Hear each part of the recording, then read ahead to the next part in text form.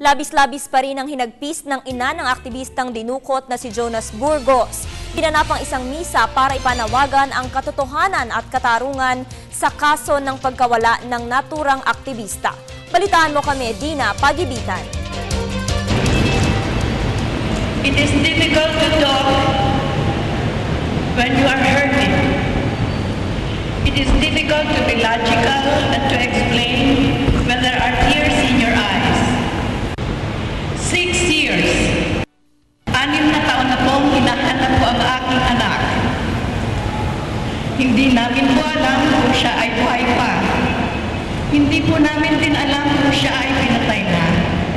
Naging emosyonal ang ina ng aktivistang si Jonas Burgos na si Edita Burgos matapos ang isang misa para sa katotohanan at katarungan sa kaso ng enforced disappearance ng anak na ginanap sa Quiapo Church sa pangunguna ni Archbishop Luis Antonio Tagle. Ayon sa Arsobispo, nakikiisa ang buong simbahang Katoliko sa pamilya ni Burgos sa pagdarasal sa hustisya sa nasabing kaso. Nagpasalamat naman si Mrs. Burgos sa mga words of hope na ibinahagi ng Arsobispo sa mga taong nakiisa sa misa, lalo't higit sa kanyang pamilya. Tatagan ang loob. At paano magiging matatag ang loob? Ayon sa unang pagbasa, ang tatag ng loob ay makukuha sa pag-asa sa Diyos. Nagpasaring din si Tagle sa paghahasik ng kaguluhan ng mga grupo. Ayon sa kanya, napakarami na raw ngayon ng tagagawa ng masamang bagay na sumisira sa buhay ng maraming ordinaryong tao. Kaya naman pakiusap pa niya, sana raw ay matalo ng kabutihan ang kasamaan para sa mas mapayapa at maayos na bansang Pilipinas.